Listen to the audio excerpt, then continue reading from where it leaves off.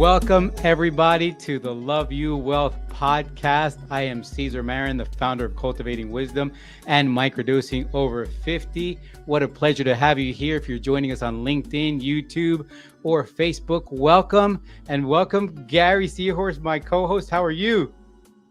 I'm doing well, Cesar. I'm doing great. It's great to be here. Again, my name is Gary Seahorse. I'm a former pharmaceutical executive, now an executive wellness coach and psychedelic drug researcher. A little bit about the podcast. So it's really our attempt to redefine wealth, not necessarily in terms of money, but more in terms of health, mindfulness, connection. It's largely geared towards fathers, really to examine their legacy and looking at what the rest of their life is going to look like. And hopefully we can steer it in the right direction. So one of the things I wanted to be clear about is that this is a warts and all kind of podcast. We're going to be going through a lot of our trials and tribulations, how we've messed up as fathers, what's worked well since then. Nobody is a perfect parent. If anyone tells you they are a liar, or they're selling you something. So one of the recurring themes that we'll have on this podcast is going to be health and wellness, not only in the Western medicine paradigm, but also in terms of alternative medicine, which is now becoming more and more accepted and part of the mainstream. And it's largely because of the life's work of our very, very special guest today, Rick Doblin, who heads up MAPS, which is the Multidisciplinary Association for Psychedelic Studies. I met Rick a couple of years ago at the MAPS conference out in Colorado. And Cesar, I know that you've gotten to know Rick over the last couple of years. Is that right? I have. I've been incredibly lucky to be in Rick's presence. I met Rick back in February 2023 at Cannabis in Miami. And just right off the bat, what an impression Rick left, just his humanity, his heart, the way he is. So we're incredibly honored. We're incredibly humbled to have you as our first guest, Rick, which is amazing for us to have you. So welcome to the podcast, Rick. Oh, it's a pleasure, and it's been great to get to know you as well. And that was quite an event that we had there in Miami, and we've continued it in other ways and many more in the future.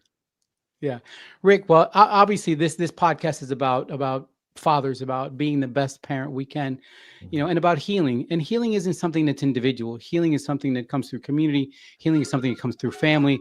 I wanted to know, you, someone who's worked hand in hand with psychedelics, how have psychedelics helped you to connect more with your family, helped you to be a more present dad? Well, let me give a broader definition of psychedelic. So psychedelic meaning mind manifesting, that's the original nature of the world. So for me, I include cannabis as a psychedelic in that it brings things to the surface. So starting with that, I'll say that one of my absolute favorite parts of parenthood was smoking marijuana and reading bedtime stories. It was absolutely one of the best things that we did as parents, my wife and I. And, as a parent, you end up, particularly when your kids are little, you got to read the same story like 30 times over. By the time you read it twice, it's getting a little bit, simple and boring. But when you're high, it's a whole different thing. And so there's actually something called dialogic reading, which is this idea about how when you're reading to your kids, you don't just read to them. At some point, you ask for dialogue. You say, "What do you think about this? What's?" So I would be high and I'd say, "Look at this bird up in the tree," just as part of the illustration. What do you think that bird is thinking?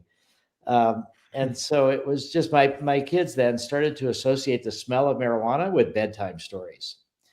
And one of the things that I had as a young man, when I was growing up, I read the Tolkien trilogies and thought they were just fantastic.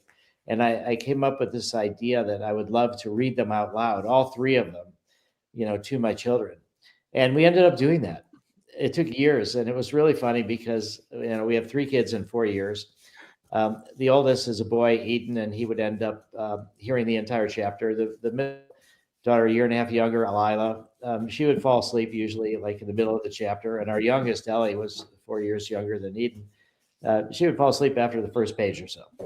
So we were, though, able to read the entire Tolkien trilogy. So I think that was just one of the ways. The other ways that you you learn about psychedelics when you do them about how your own parents really educated you.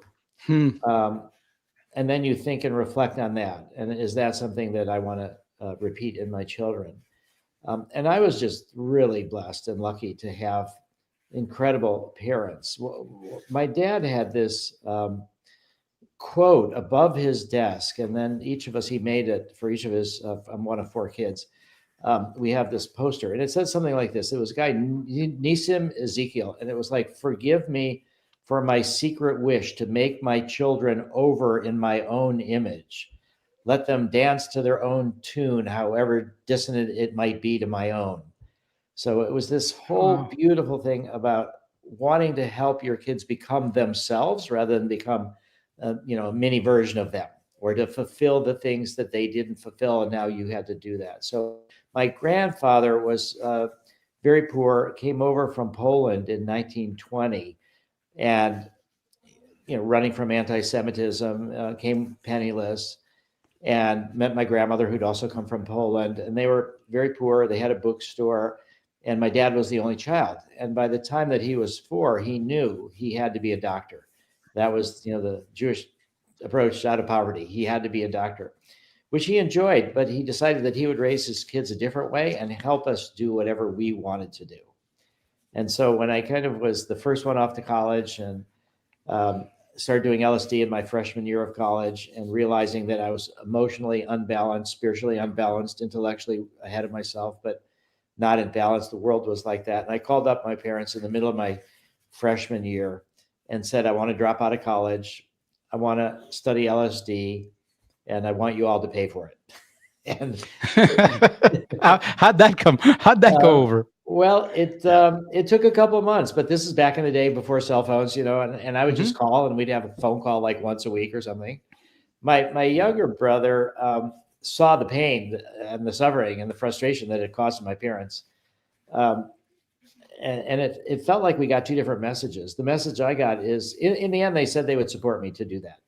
And what they said was that they were convinced it was a mistake, but that if I didn't get their help, it would take me longer to realize it was a mistake. And then once I realized it was a mistake, I wouldn't want to admit it, because then my parents would have been right. So they said, "We're going to help you, but it's because we believe it's a mistake, and you'll realize it sooner." But then they said, "There's a tiny bit of doubt, maybe you know what you need to do." That was absolutely incredible. That was so affirming to me. So that's how I, the main lessons that I got from my parents is how I tried to raise our kids, was just to try to support them in whatever directions they want to emerge. And, it might be different than what I had in mind for them, but that I should give them the same benefits that I got from my own parents. The other part of this was that because I did all this, smoking marijuana to read bedtime stories, and we didn't want to hide anything about my work with psychedelics. So we reached this really important turning point when they each turned 13, and they had their bar bat mitzvahs. And, I remember being extraordinarily disappointed by the outcome of my own bar mitzvah. Now, again, I mentioned I'm the oldest of 4 kids, so I didn't have any older siblings to tell me stuff. But I really thought that this rite of passage was going to transform me, and that I would have some spiritual insight, and I would be catapulted into this kind of more adult life. And it just was this incredible feeling of emptiness, realizing that I was the same. This rite of passage didn't really engage me with any kind of spiritual anything. It was a good party. I learned Hebrew, but it just didn't have that spiritual sense. So when each of our 3 kids turned 13, my wife and I felt that that's an age where many indigenous cultures will have rites of passage experiences with psychedelics with their kids. So we offered them, we said, if you want marijuana or MDMA, we think you're old enough, and come and we'll give it to you, and we can do it together, and you can see what it's like. So this was a real big part of, I think, how psychedelics influenced me. Because when I started taking LSD when I was 17 and 18, I thought, this is what my bar mitzvah should have been. Yeah. Who am I? Where do I fit in?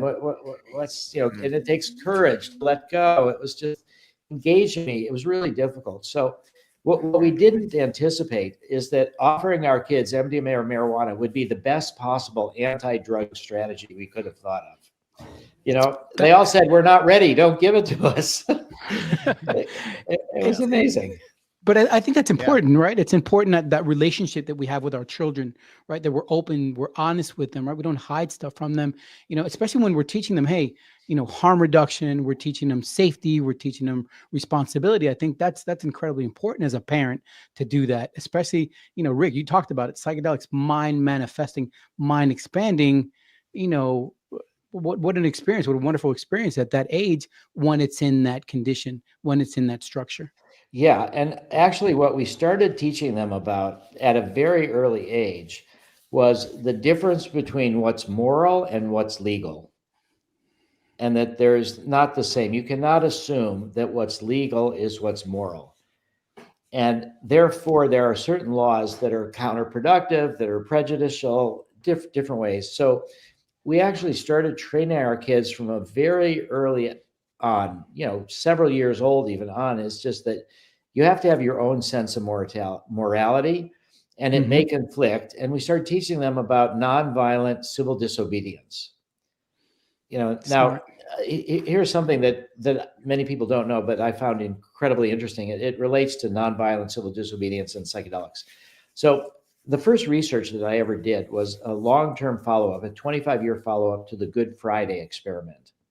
The Good Friday experiment was Timothy Leary with Walter Pankey in 1962, trying to see if psychedelics could catalyze a mystical experience. And this was done with Reverend Howard Thurman, this incredible African-American minister at Marsh Chapel from Boston University in 1962 on Good Friday. And 20 people went into the services. They were from Andover Newton Theological Seminary, and they all got a pill. Half had psilocybin, half had placebo. And the experiment demonstrated that 9 out of the 20 had enough of a score to consider mystical experience, and 8 out of those 9 had the psilocybin. So I did this 25-year follow-up, and what I learned was amazing, was that Howard Thurman, this incredible minister, had actually studied with Gandhi, and he'd been in India with Gandhi, and he had really learned about nonviolent resistance. And later on, Martin Luther King came to Boston University to get his PhD, and Howard Thurman was his mentor. So Howard Thurman is this link between Gandhi and nonviolence in the US civil rights movement. And what Howard Thurman was really interested in, and why he permitted this experiment to be conducted, was he was interested in the political implications of the mystical experience. And if you feel connected to everything, it's harder to be prejudiced. It's harder to be. So I think this kind of idea of, you know, spirituality and what you teach your children. So from an early age, we taught them about civil disobedience. I was a draft resistor at age 18 for Vietnam. I never filed for my draft card. I was prepared to go to jail as a protest to absorb resources from the war machine in a way. So that was early on. And so when we offered MDMA and psilocybin to our kids when they were 13, they'd already heard all sorts of stories about psychedelic psychotherapy, psychedelic mysticism. And it was just really, it was nice for them to feel comfortable to say, you know, you're offering this, but we don't feel ready. It was really good. Well, I think the important part is really the the transparency that you had and the 360-degree conversations that you're able to have with children. Other than, you know, a lot of the kids, I think, feel that they're a little bit nervous about going to their parents about some of these, you know, these types of therapies. And when you're open about it, it really opens up the dialogue a little bit more, not just about that, but really with a lot of things that they're having trouble with in general. So I think that's really the importance of the mindfulness and the and really the you know, just the interaction that you have with a lot of the kids as well. And you had mentioned something about research before, and you know, Rick, you and I both have a lot of experience with drug development. You know, we've both been through some of these FDA meetings, all the work, the strategy sessions, trying to bring multiple people together on the correct path to move forward, trying to get into the mind of the FDA. Whew, that's difficult stuff there. So given everything that happened last year, how are you doing? How are you processing everything? Well, it's been among the most painful years of my life because several things happened. Gotcha. One was that we had to move because of the rise of all the for-profit psychedelic companies. It became more difficult for us to raise donations. So we needed to move forward with investors. And even though they were impact investors investing in a public benefit corporation, what I found is that the incentive structure had changed, and what people were looking to do became more about financial returns than about public benefit. And as we hired more people from traditional pharma, they just did what they knew, which is they approached MDMA assisted therapy as if this was a traditional pharma situation.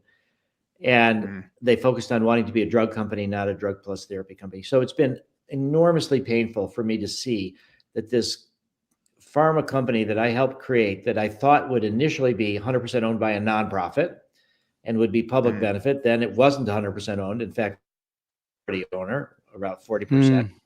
And that it became something where the people running it really didn't care about public benefit or articulating it or making that a big part of the culture. It became more about money. So I've been just in agony as I've been watching a series of decisions that I thought were not helpful. And as it turned out, they were not. So I've been trying to find a way to move the company back towards focusing more on public benefit. And I think that's happening. And so that's been really reassuring. There's something there, Rick, to sort of unpack, and it's something that I talk about where I and again, look, everyone knows I've only been in the psychedelic space for 2 years, right? Psychedelics didn't come and change my life till about 2 years ago. So there's a lot of people like yourself who have been in this for a long time. And for me, I get the sense that psychedelics, right, are on this seesaw, that on one side, we have that corporate money, patents, FDA, but that's what gets money into legislation, and that's what opens the doors to, politicians. And on the other end, of course, we have the grassroots, the culture where you come from, and you stand right in the middle of it. Like you stand dead center in the middle of it. It's not one way or another. How do we get more people? How do we get, obviously, the people on one side who are like, we're just seeing dollar signs, or we're seeing how we can monetize this, or we're seeing. And then obviously the person who's going to say, what are you talking about, that I have to go to a doctor to get a prescription to mushrooms when I can grow them in my, what are you talking about? That's easy. Like what can we do? What needs to be done so that there's more of us standing in the middle of that seesaw? Well, I think it's difficult.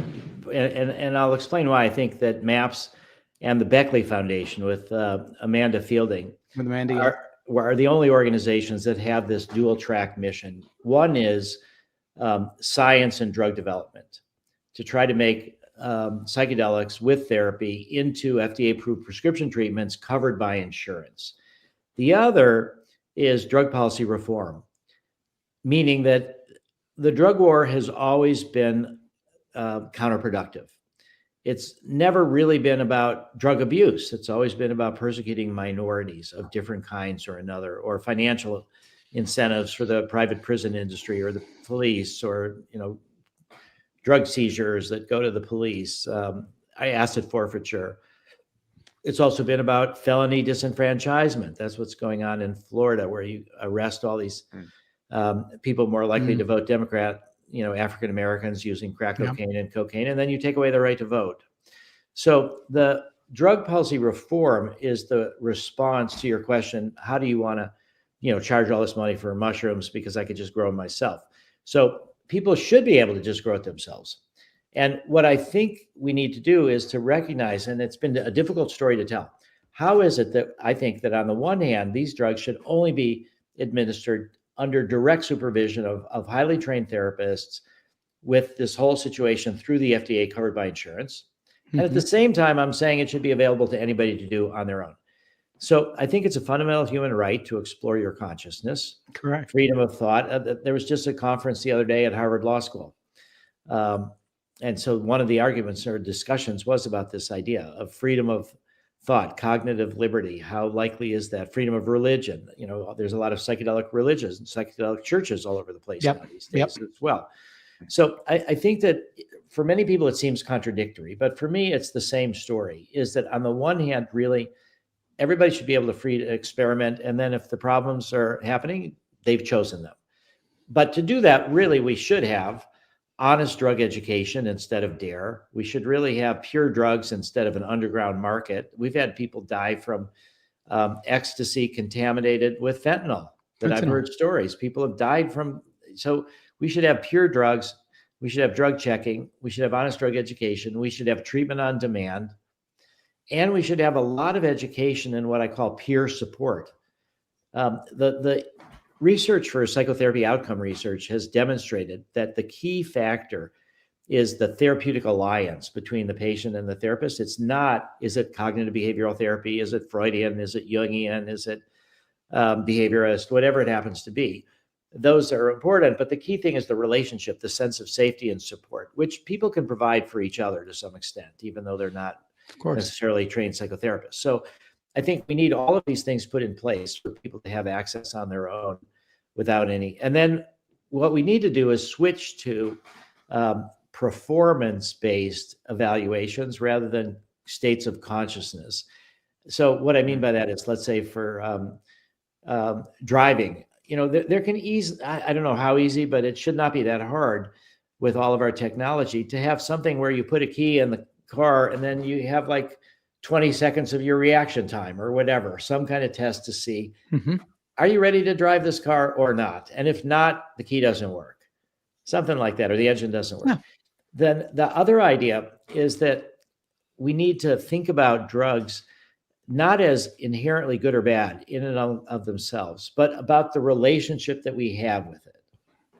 That's the real issue, is that and the quintessential example from pharma is thalidomide. So thalidomide is the drug that was approved in Europe in the 50s or 60s for morning sickness for pregnant women. And it just had enormously terrible birth defects that it would cause. Yeah. And so thalidomide was actually blocked from being used in the US. Frances Kelsey was the person from the FDA. She's the only one in the entire history of the FDA that ever won the Presidential Medal of Honor. And it's because she blocked thalidomide from coming into the US market and causing all sorts of birth defects. So thalidomide became sort of the quintessential bad drug. But thalidomide is now a medicine for certain kinds of cancers and leprosy. It's not the thing itself, it's the relationship. And that's the fundamental problem with our whole drug war, is we've got certain drugs are bad or good or legal or not legal, but we don't pay attention to really the relationship. And so I think this kind of broader mission of both drug policy reform and drug development are what makes MAPS and Beckley Foundation relatively unique. The pharma companies don't want to talk about drug policy reform. A lot of the drug policy reform organizations don't know anything about pharma drug development or working through the FDA. And so we try to balance them by saying they're equal priorities. They should be equal priorities. I mean, the education around it is key, like you said, I think, and that really is what kind of relates back to, you look at what's happened with cannabis. So you have cannabis that's actually gone through the drug development process, but then you have, obviously all these different scenarios in different states where it's legal from a medical standpoint or, a recreational standpoint too. So it's you have to get everyone in line and moving in the same direction to actually value the different components of how these are utilized. And if you're not transparent about all the utility of it, I think that's where everything sort of, gets a little bit more convoluted, especially with, I'll include myself as part of the group that comes over from the pharma industry. We've grown up a certain way and we've been trained a certain way. And it's the same thing with Western medicine as well. The physicians have been trained a certain way. They start to learn about the pharmacology and treating symptoms versus actually getting to the root causes of diseases. And this is, it's a fundamental issue with how we treat people. We don't really treat people until they're sick. And that's the point at which we treat symptoms, not necessarily the root causes. So I totally agree that it's a scenario where it's hard to really understand where we go, as long as, we're going all in the right direction, and valuing the policy as well as the treatment components from a medical standpoint as well. And I think with FDA as well, you look at a lot of the different ways that they're kind of viewing this, and you have to think that this was kind of thrown into their lap, and it was sort of a Herculean, type of task that you guys had to really have a lot of that education around not only just the efficacy of MDMA, but also the therapy that goes along with it. So, I'm sure there's a lot to work on, coming out of that.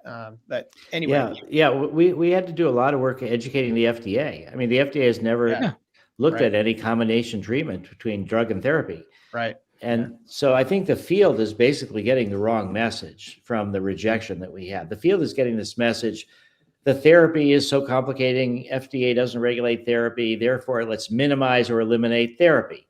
And we have the example of Spravato, which is it just came out. Yeah. And now it's hitting. Spravato is ketamine, nasal spray, but it's now $1 billion annual sales without any therapy. And yet it doesn't work as well without therapy.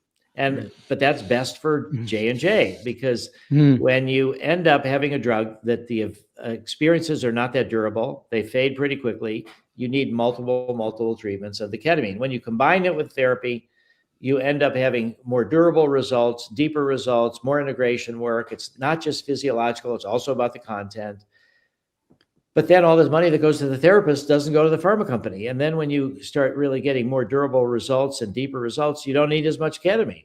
Right. So we have this example of Spravato as being, this is a big, great success in the world of pharma. And then we have the criticisms that we received, like, people don't understand our therapy, and the FDA doesn't really regulate therapy. So I think the wrong message is being gotten by people in the industry, that it's not about what's best for patients. It's about what's simplest to get through the FDA, and that's drug, forget about therapy. But MAPS has been, and Lykos, while I still was in charge of it, was really about what's best for patients. That is the operating philosophy. And that's why we got such great results. And that's why we helped build this entire psychedelic ecosystem.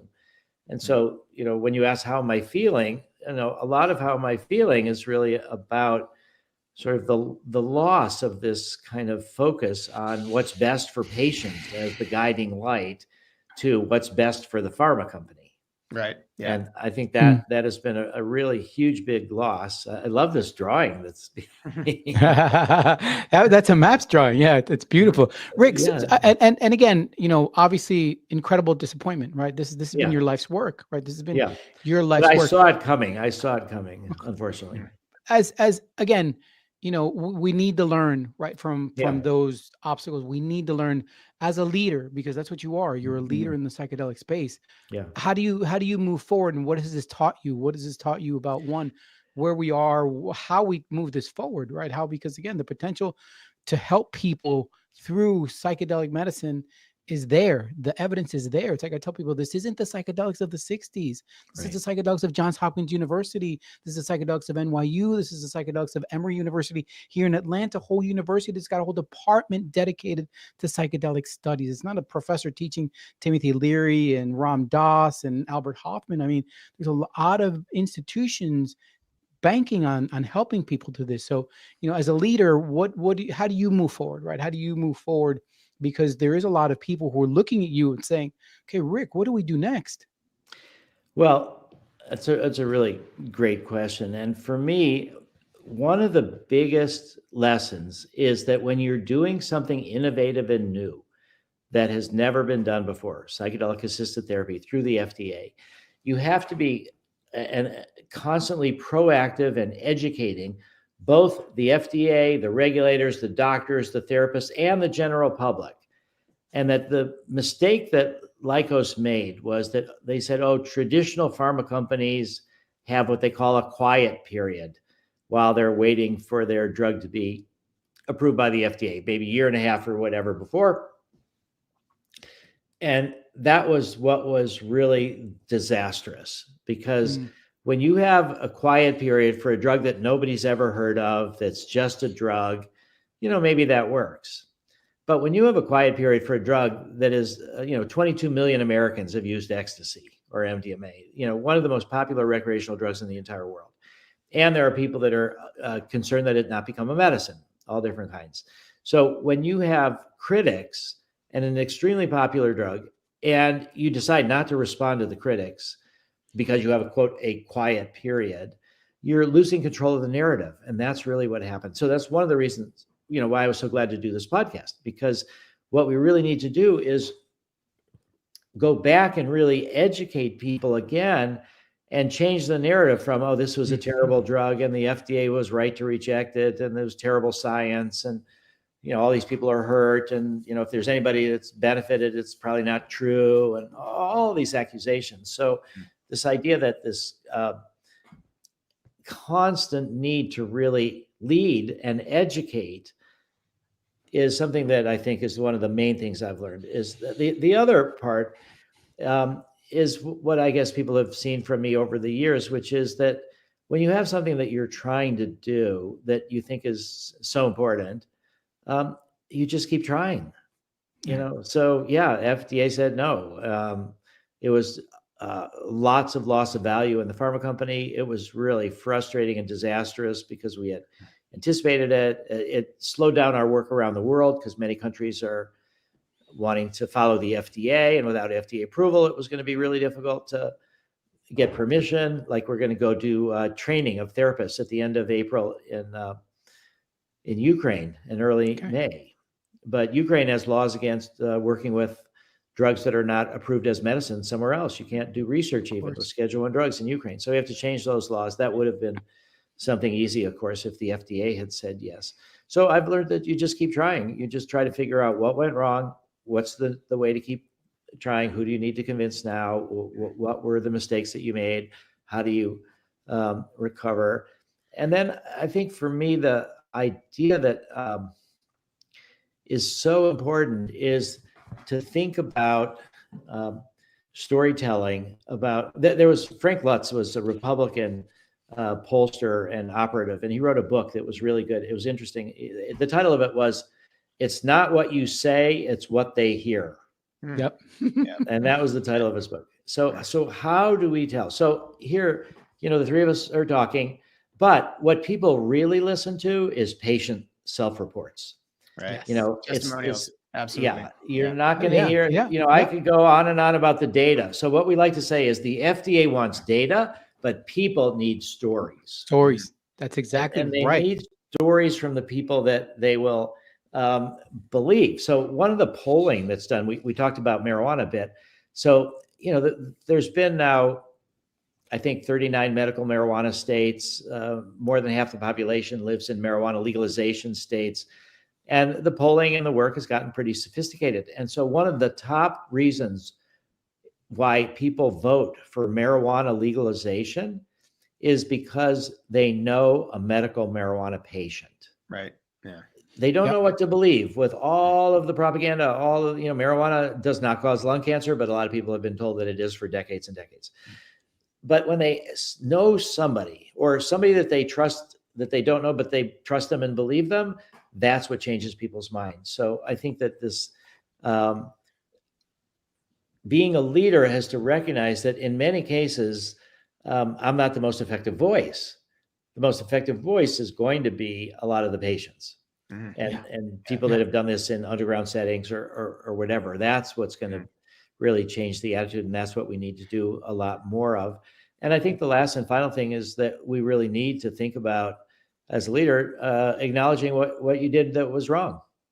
And when you're doing something new that's never been done before, and you're testing things out, some of them are not going to work. So one of the things that I learned from my Ibogaine experience, now I've only had one Ibogaine experience. It was back in 1985, and it was one of the most important experiences of my life. But I learned about this idea of separating self-criticism from self-hatred. This idea that I was so punitive, it was so difficult. I saw this negative pattern in my life that just caused me to vomit for like 10, 12 hours in a row. It was really horrible. But it was this idea that you should be perfect. You're not. You made this mistake. You fucked up. You're a bad person, or so I was able to separate the link between self-criticism and self-hatred, and turn my internal critic into an ally in a way, because it wasn't so. All this is just to say that I think this idea of demonstrating that you've learned from your mistakes and then try to do things differently. That's also a big part of the leader. And I would say among the biggest mistakes that I made, I would say was,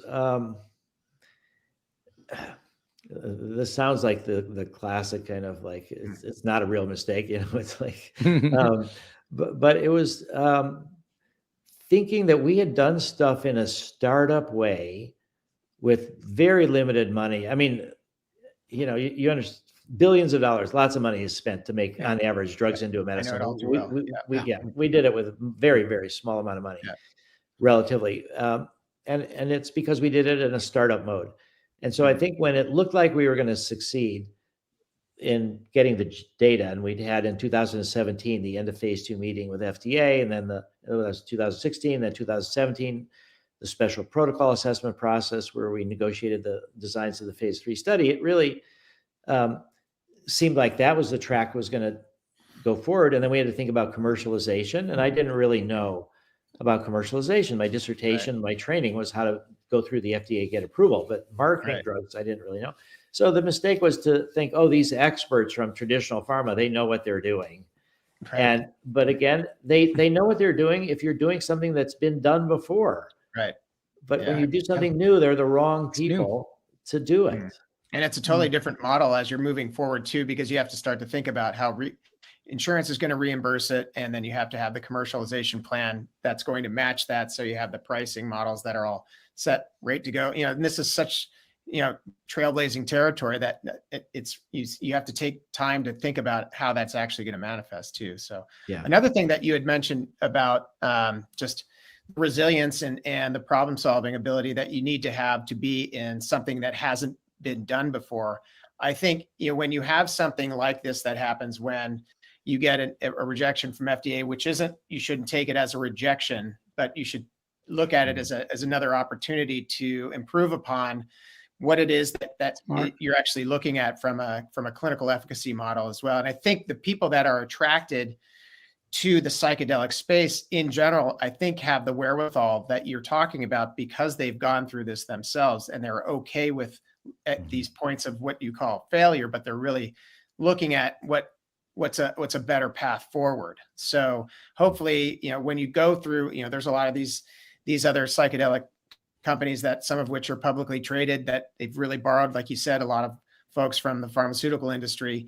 Perhaps this is a moment where you can kind of sort of smoke a lot of those folks out that want to go back to the old model and they had enough of, this territory. So, this is where you look for these individuals that do have that fortitude, the strength. Maybe they do have some experience from the pharmaceutical model, but they're willing to kind of roll up their sleeves and understand the work that needs to be done, both on the treatment side and the policy side going forward with something like this. And I know that you're looking for an executive director right now for MAPS. And so maybe you can talk a little bit about, maybe that profile of that individual that you want in that position. Well, keep in mind now, MAPS is the nonprofit, Lycos is the for-profit, and the for-profit is also looking for a new CEO.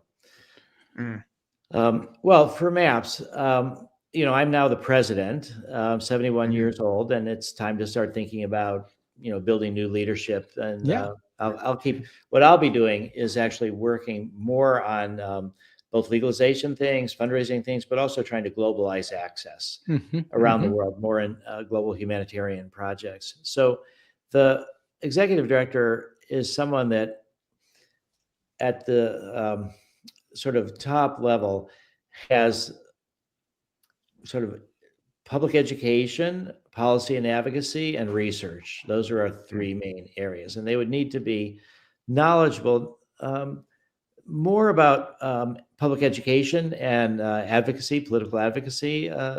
They don't necessarily need to know as much about research, or that would be good. I'll still be working on the research aspects of what MAPS is doing.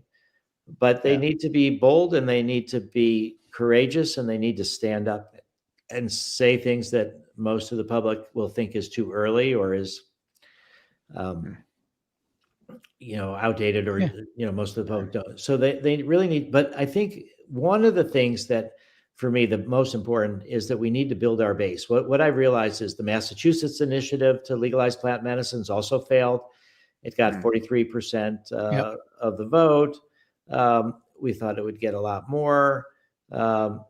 And so MAPS has, because of the amount of money that we've needed for drug development, which now is going to be raised through LICOs, we had to move toward the big donor, the large donor strategy. But now, because things are more like this Massachusetts initiative that failed, but others will be happening. So we need to build our base. We only have a couple, like 3,000-4,000 annual donors. And I think we need to get up to 10 or 20,000. So that's going to be something this new executive director, can they really understand, how do you build a social movement? How do you build a nonprofit? What do you give to people that makes them feel that this is a useful contribution for them to make? When I first started back in 1986 with MAPS, I had the seemingly logical idea, like, look at all these hundreds of thousands of people that are doing ecstasy. If they each just sent us $10, we'd have all the money we need. And it took me a while to realize, first off, these people never thought we'd succeed. Secondly, if they had an extra $10, they're going to buy another pill of ecstasy. Exactly. They're not going to send it to us. Yeah, no, exactly. So this large donor, body of, large number of small donors, which is what I thought our base would be. We haven't developed that. So that I see as the opportunity now in this midst of the psychedelic renaissance, with so many people aware of what's going on. Now is the time, really, to find someone that knows about building a social movement. Yeah. You said something there. I was going to say, Rick, you said something there which was really profound, which is bold and courageous. Yeah. Right? Bold and courageous, which is what we all need to do. And if there was something that was incredibly bold and courageous, was Psychedelic Science 2023. Talk about taking over the entire convention center in Denver, putting in 13,000 people that weren't there to get high. They were there to really be educated and have wisdom cultivated in them about psychedelics and where psychedelics is going. So we have Psychedelic Science 2025 coming up. Yeah. I'm incredibly excited about that. What does the future hold? I mean, what is it, and the other thing for me, having been at some of these conferences in the last 2 years, I do get a sense sometimes that we're talking to the same people. And I always ask myself, how do we tap into the psychedelic curious, right? How do we educate them?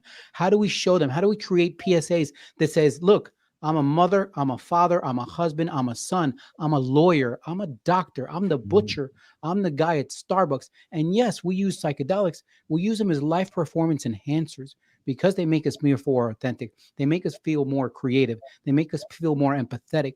How do we get to them? Because I know Psychedelic Science is going to be amazing, but are we going to have people there who are, okay, I'm really curious. I want some wisdom cultivated in me about what psychedelics can potentially do, because then that's where we find those donors. That's where we find that money that sort of, can help this movement moving forward.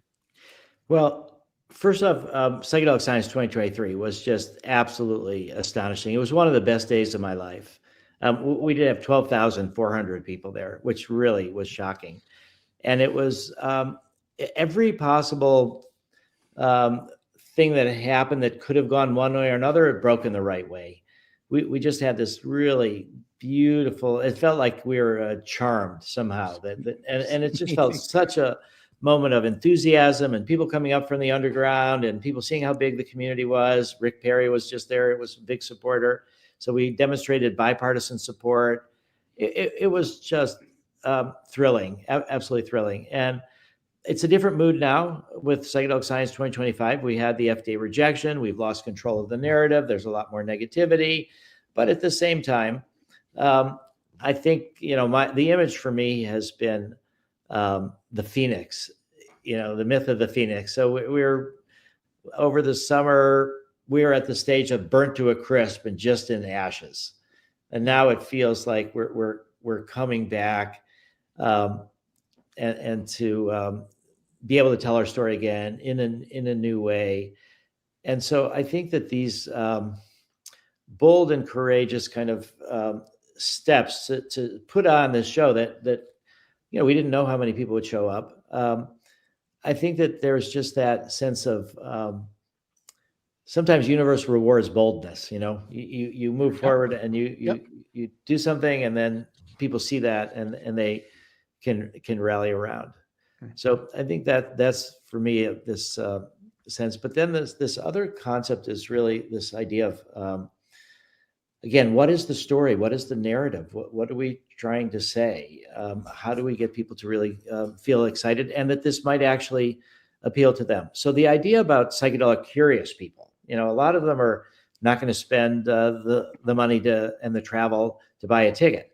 So I took a class at Harvard School of Public Health, and it was the guy who helped introduce designated driver into American culture.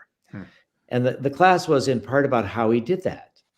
And the way he did that, surprisingly, was through Hollywood, through getting stories in TV shows and movies about, oh, here's a group of people at a party. Oh, this guy says, I'm not drinking, I'm the designated driver. You don't realize you're being educated. It's just like, oh, that's part of the story. That's the normal thing. So I think one of the best ways for us to get to the psychedelic curious is to try to get storylines in TV shows and movies and public service announcements and things like that, because that's really how people take in information. Now, these days, speaking as an old guy, right, you put it in TikTok stories or Instagram stories or whatever, social media. So we need kind of shorter versions of stories in the ways that people consume information these days. But still, there's an awful lot of people that really respond to TV shows and movies. I think that's and then the other part is that people who are psychedelic curious, you got to go to where the suffering is. So if they're curious, but that doesn't necessarily mean they're going to do anything. But if they're curious and suffering, if they're curious and depressed, curious and addicted, curious and traumatized, then you say, look, there is something here that might help you. Yeah. And for them to get that news that there's something that might help them to deal with this, so they're curious and suffering, those are the kind of people we have to start with first. And that was the whole idea for me, was that we needed bipartisan support. How did we get bipartisan support? And when I thought about what drug and what clinical indication, that's how we ended up with MDMA for PTSD, because we would have sympathetic patients, meaning women who've been sexually abused, men who've been sexually abused as a child, veterans in particular is what's gotten us bipartisan support. So I think if people are just curious, there's so much information overload that we have. So it's only when they feel a need that people are going to expand beyond that curiosity. Yeah. And speaking of bipartisan support, so now you've had folks like former Governor Rick Perry come out in support of Ibogaine. He's been on the Joe Rogan podcast. He's talked about a lot of this now on a national stage. So you now have RFK Jr., who is potentially going to be leading a conversation about this on the national stage, as well as the director of HHS. What is it that you think could potentially come of this new kind of invigoration of folks that are coming into the political scene that are definitely in support of psychedelics? Well, I think the concern I have is that if psychedelics get approved, that people don't think it's because now politicians, psychedelics, put their finger on the scale and it was made into a medicine, even though the underlying data is not good or the drugs are too dangerous. So the antidote for that, for me, is transparency. And this is one of the key ways, and this is stuff pharma never does, but you will not see a pharma company that puts in the public domain on their website their communications to and from FDA. But you can do that. And the FDA doesn't really mind it even. But pharma companies don't do it. A lot of them, it's because they think they're going to help their competitors or whatever. But we don't think that psilocybin is our competitor, or methadone. I was just for a long walk with Matt Baggett this morning. He's from a founder of a company called Tactogen. Tactogen is looking for MDMA-like drugs that are different in one way or another. These are not our competitors. We're all trying to build the psychedelic ecosystem. The scale of the suffering is enormous. So transparency is part of that is something that will help people to see, here's our raw data. Here's our communications with FDA. So I think there is a more openness now. I think that the rejection of our new drug application by the FDA was not based on the data. It was based on all sorts of fears and allegations and things that I think will be proven not to be the case. So there has to be a review of all of the Lykos data that's going to take a bunch of months, 4 or 5 months.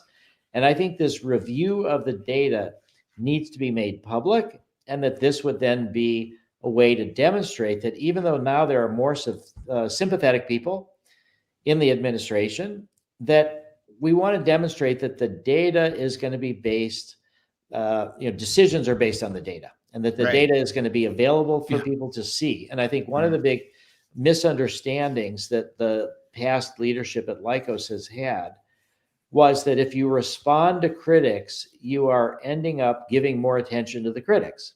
Right. And it's a complete misunderstanding of science. Science is criticism. Science is constantly people attacking each other's claims, and that's good. You want the critics. You need the critics, but you need to respond to the critics. You need to, again, we get back to this sort of proactive communication policy. So I think in view of the fact that there is a more sympathetic politicians involved in the new administration, sympathetic more to psychedelics, it places an even more important focus on Lykos being transparent, so that, and then being honest about all of our communications, what the flaws were, and then trying to help people see that if there is support for MDMA becoming a medicine without another phase 3 study, or even with another phase 3 study, that it's based on the data and not just on sympathetic politicians not caring about the data. Right. Yeah, and the data is incredibly important, right? The data, and it goes back to that educational part, right? And we talk, or at least I talk a lot about microdosing, and there's obviously a difference between the therapeutic MDMA session for someone who needs that trauma, but there's people who say, what, maybe through microdosing I might see a little bit more clear. There might be a little bit more clarity. Dr. James Fadiman and Jordan Gruber just today released an incredible, wonderful book about microdosing, not just for wellness, but for performance enhancing, right? For life enhancing.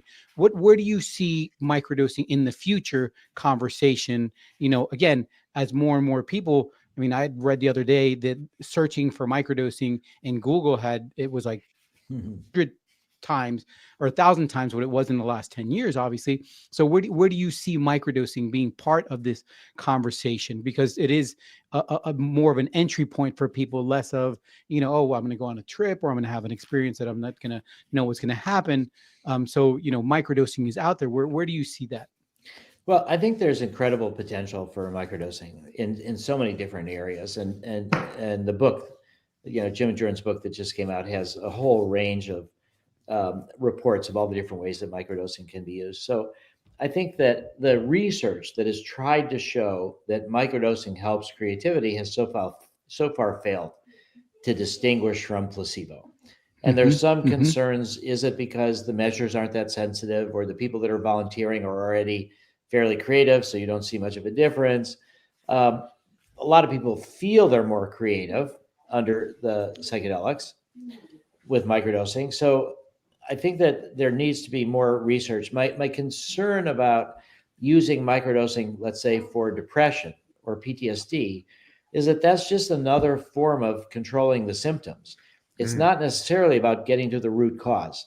Right. So if somebody says, I want to deal with PTSD or depression or anxiety or obsessive compulsive disorder or addiction or whatever, I could see value in microdosing as a sort of entry point to ease off other medications and then to do fuller doses. So that the goal of MDMA assisted therapy, the goal of psilocybin assisted therapy, is to have a few deep interventions preceded by preparation and followed by integration to get to the root causes, so people can change their baseline and they can address and resolve certain things. So I think that macrodosing is the way to do that. And so I think that microdosing, for me, I think one of the main uses of it will be for creativity, for problem solving, for energy. I think that there will be people that use microdosing for healing, and I think there are, substantial benefits that can come from that. But I'm in general nervous about people feeling like they need a drug every day for the rest of their life. Right. Even microdosing is not used that way. It's a certain number of days on, certain number of days off. Correct. People find all their different ways, but still, I think microdosing is one of the greatest ways that's been developed to reduce people's fears about psychedelics, and that you can approach them in these smaller doses, smaller ways. And I think that it's got a lot of future, and it will be. I mean, people can see it like a vitamin, or people can see it like now. Here's what we don't know, which is dementia and other diseases. Can microdosing by promoting certain kind of brain activity and the neuroplasticity happens more at the fuller doses, but it still can happen a little bit at the microdoses. Is there a way that microdosing can play a role in chronic disorders like dementia? We don't know. So I think there's going to be a lot of research into sort of cumulative effects of long-term microdosing on other kind of chronic diseases and disorders. And just today I was talking to someone who's interested in trying to do certain kind of psychedelics for business problem solving. Yeah. And so I think microdosing has been a major contribution. And people often think, okay, if psychedelics don't work, I just need to take a higher dose. What microdosing is saying is, if you've had some difficult psychedelic experiences, maybe you're doing too high of a dose. You don't need a higher dose. Maybe you should go to a lower dose, or even a microdose, where by definition you're not supposed to notice. It's supposed to have just these subtle effects. But I think it's a perceptual. Yeah, and the other part, which is just to talk about the placebo effect, which is it's a real thing. Somehow our beliefs are able to influence our chemistry, our immune system. And so let's just say microdosing for the moment, I don't believe this, but just say microdosing is only the placebo effect. It could be a real good tool to help us understand how the placebo effect works, so that then we can do it on our own without thinking, oh, I need a placebo. Why don't I just think positive thoughts, or somehow that I think is going to be the big future of medicine. We talked about preventative medicine. That's not really what pharma looks for, but I think microdosing can be a major, major contribution to preventative medicine to help people work through stress, things at a lower dose, so that then they don't build up into higher things. But how can we really learn to stimulate our own immune system and our own body reactions to certain things without having to sort of trick ourselves with a placebo? How do we do that intentionally? That's, I think, one of the big promises maybe that microdosing can help us solve. Yeah, that sounds great. I mean, these are all the clinical scientist in me is now kind of getting all my juices flowing and thinking about a lot of different design on these. And there's a lot of these, like you guys had talked about before, there's a lot of these really, big ticket universities that are now getting grants for a lot of this type of research.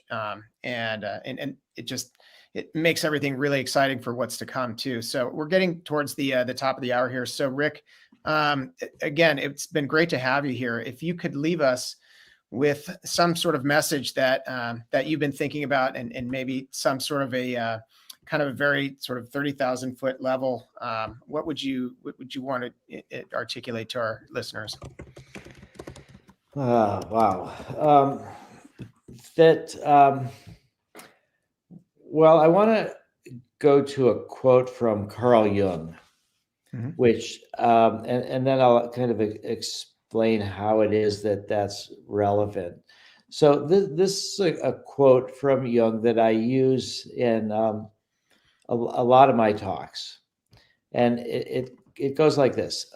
We need more psychology. We need more understanding of human nature, because the only real danger that exists is man himself.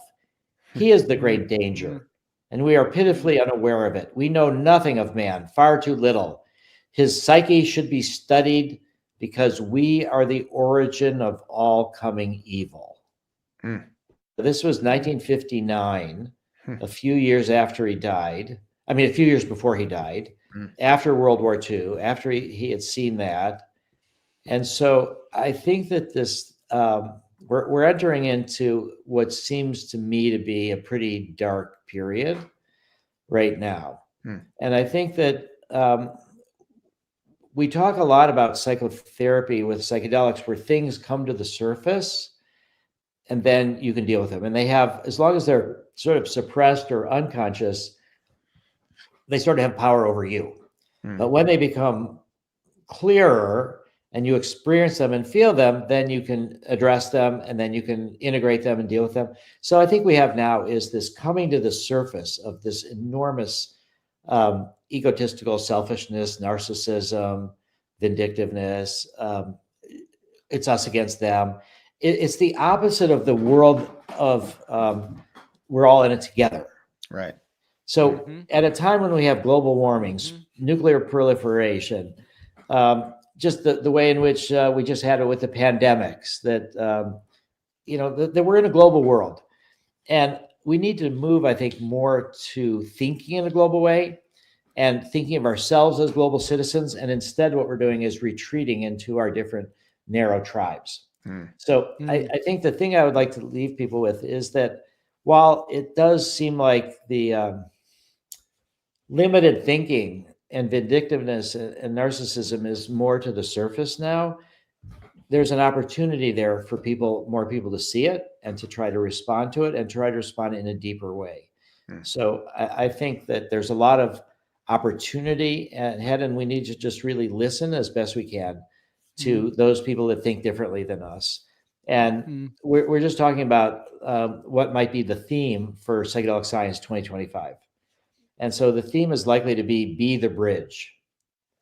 Yeah. That we need to be the bridge between different worlds, between different cultures, between people that are scared about psychedelics or not. And it reminds me of something that Timothy said that I thought was really hilarious and very wise. He said, if you want to be a bridge, you have to get used to being stepped on. You're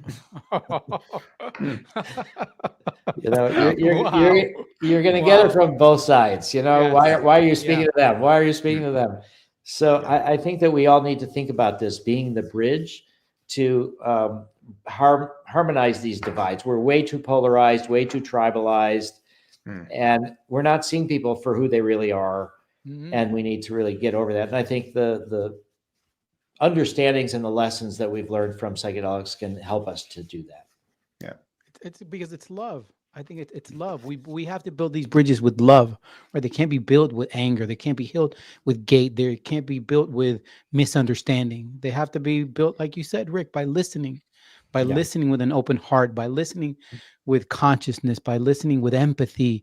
And maybe we don't have to see the same way, but at least we can lead with love. And I think if we do that, we could definitely be a much better society. And I know that you lead with love. I've been, in the presence of your love. I've seen you on stage, with who you are.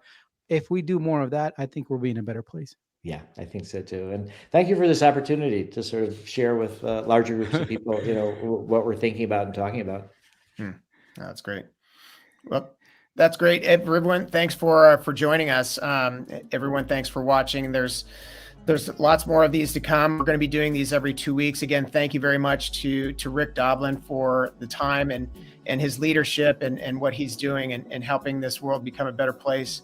We'll be tackling a lot of different topics coming up for dads, for health and wellness, for mindfulness practices, communication, career transitions. So don't forget to hit subscribe on the YouTube channel. You can find Cesar and my social channels on the show notes. Thanks again for watching, everyone. Love you well. Yeah, appreciate everyone for watching. Thank you, Rick, so much. Looking forward to seeing you, Rick, in Austin at South by Southwest. I know that's going to be beautiful. I want to thank our incredible partners, Wonder Bags, AWS Scales, Frequency Capsules, Entheo, and Solo Dome for making sure that we're taking care of and making sure we bring you the show. To everyone, much, much love. Keep cultivating that wisdom. And yes, today is the best day of your life. Go out and manifest all of the love, you wealth that you can. Thanks, everyone.